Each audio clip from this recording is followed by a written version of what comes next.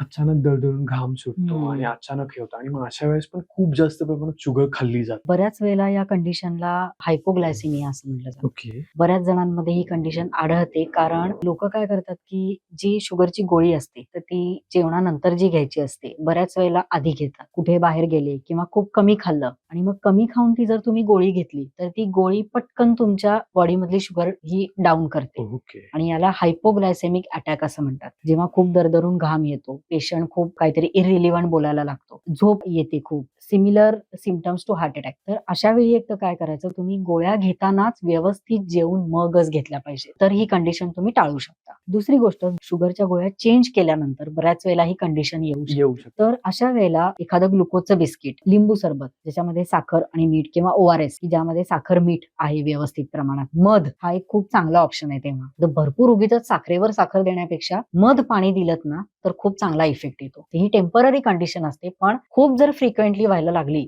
तर मात्र तुम्हाला डॉक्टरांच्या सल्ल्याने औषधं बदलणं गरजेचं.